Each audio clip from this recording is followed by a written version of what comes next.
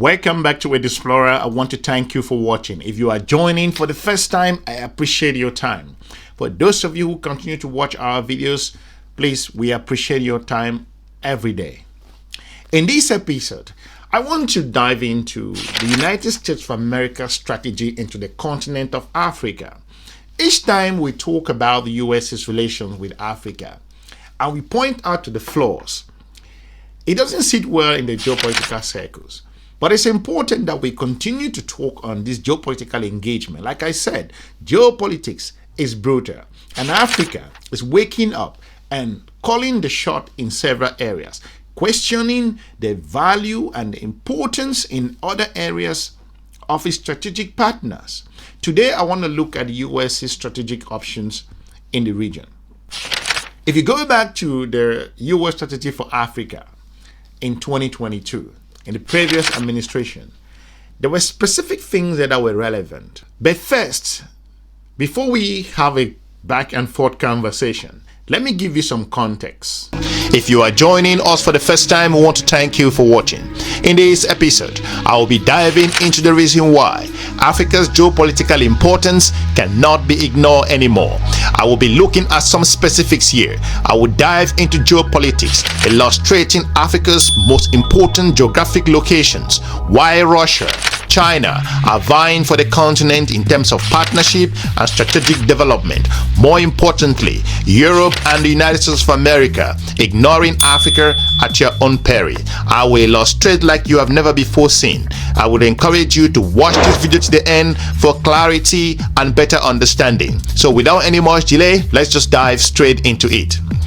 The continent of Africa's strategic importance increases by the day. It is amidst a population boom and is richly endowed with natural resources, including those that are critical to the high-tech industries of the world that is expected to drive the future global economy. Especially before the COVID-19 pandemic, the continent had many of the world's fastest-growing economies. Geographically, Africa is only narrowly separated from Europe and the Middle East, and it sits on three of the global's primary shipping checkpoints. Among them are the Red Sea and the Bab el-Mandeb Strait, the sites of the recent attack against vessels that have tripled shipping costs of some routes.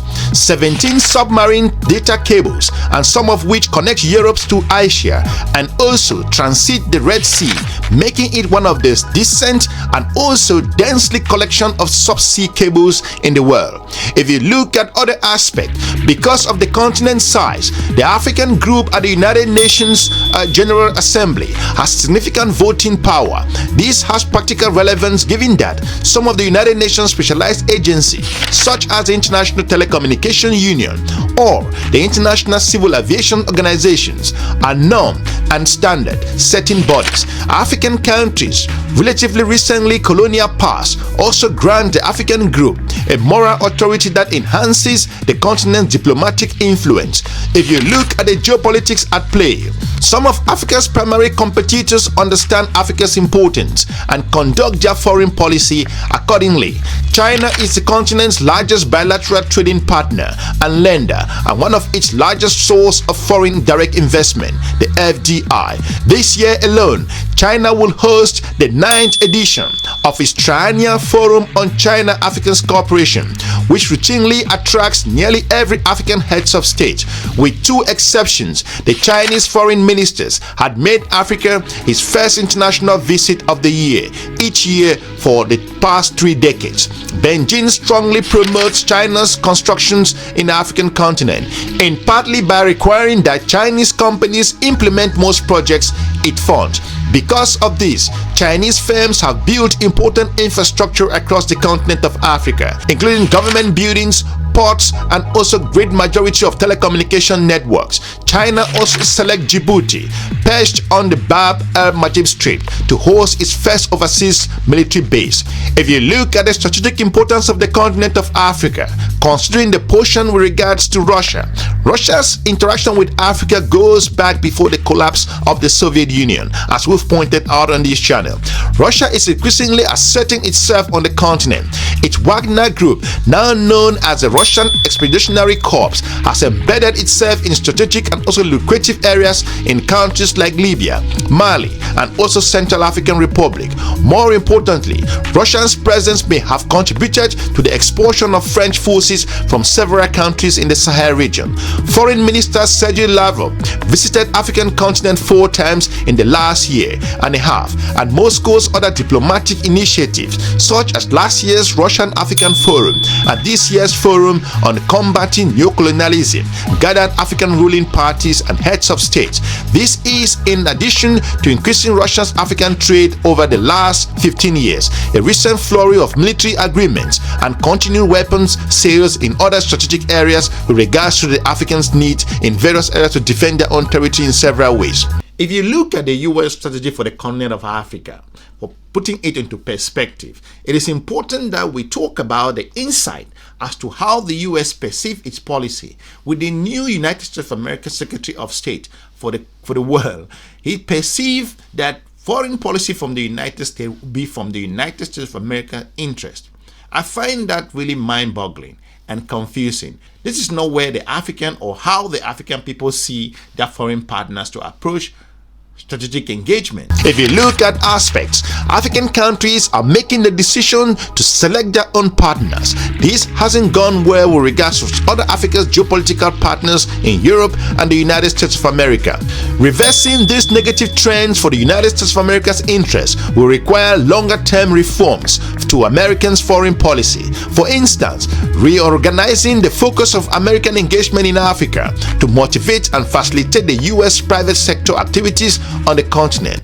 But the ones that exist, one question I always wonder, why is it that USAID is such a common, it's a household name. You ask a 10-year-old in Zimbabwe or 15-year-old or 25-year-old in Burkina Faso, Mali, everybody knows USAID.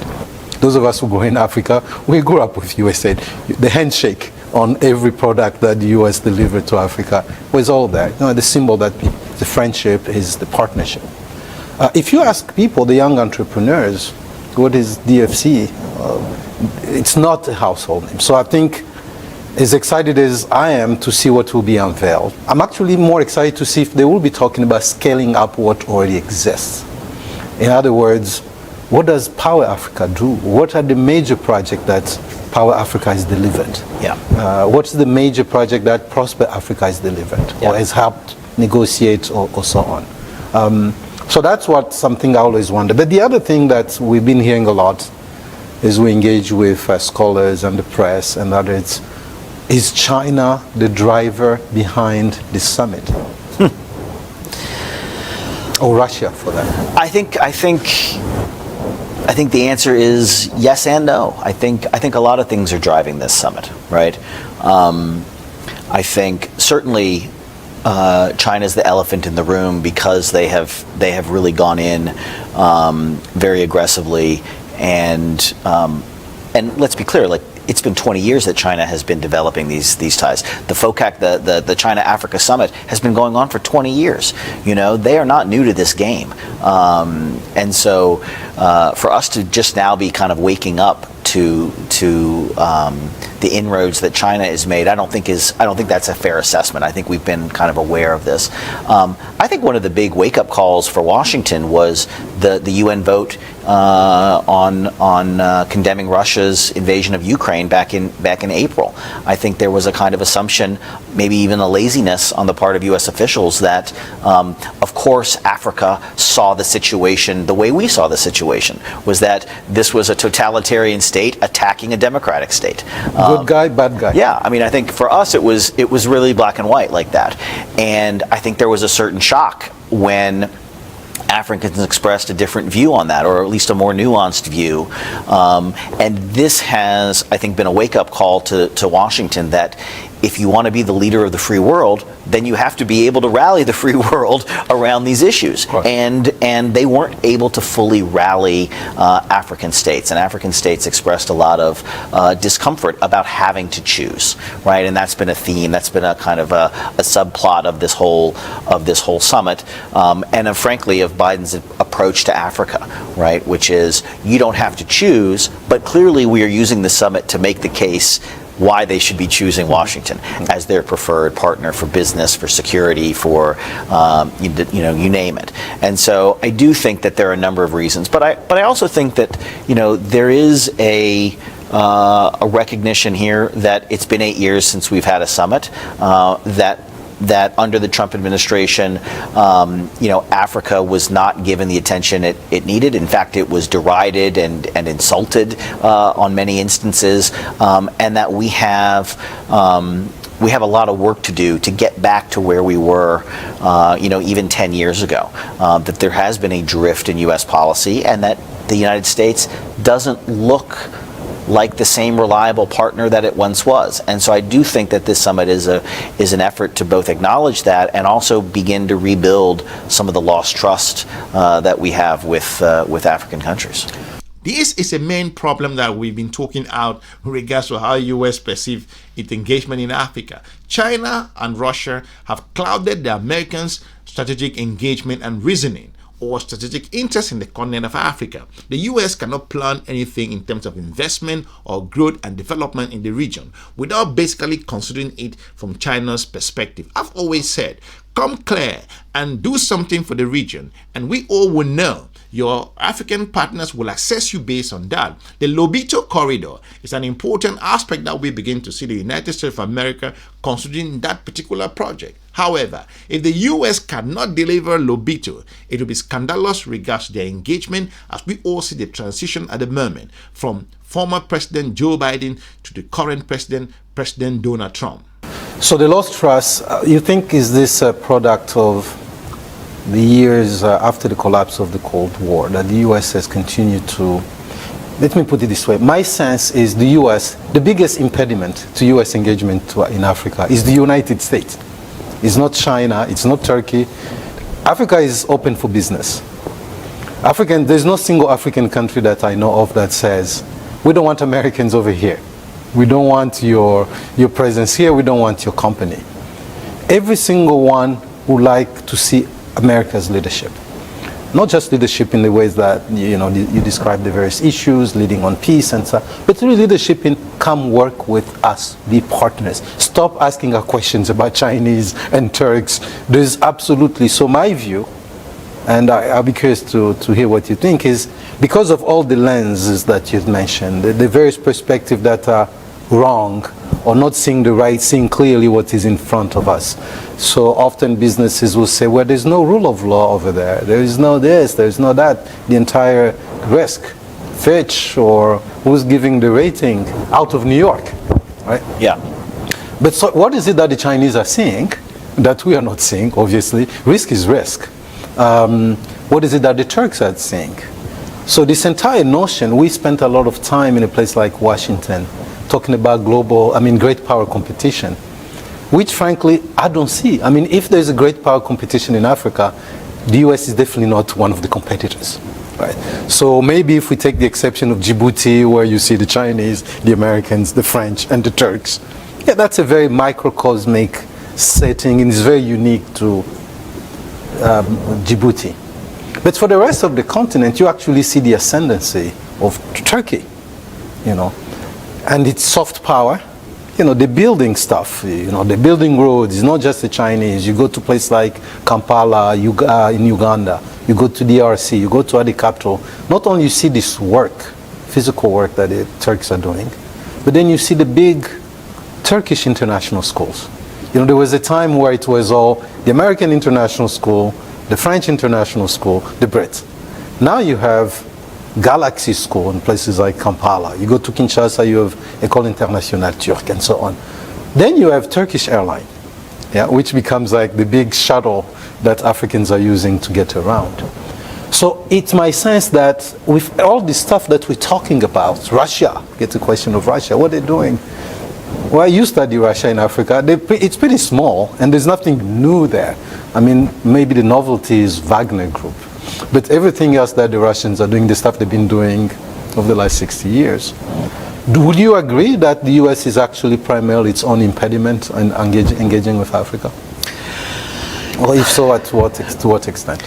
Well, I mean, again, I think that one of the things that this summit is trying to do is to demonstrate that we've actually been involved in Africa since the Cold War ended, right? The AGOA program was rolled out under Clinton, PEPFAR under Bush, the Malaria Initiative under Bush, the Millennium Challenge Corporation, Prosper Africa, Power Africa. I mean, I think we have all of these kind of signature development programs, and many of them are now coming up on 25 years old, right? AGOA 25 years old, PEPFAR coming up on 20 years. So that's a real that's a real staying power that has enjoyed, I think, all of those programs a lot of bipartisan support, right?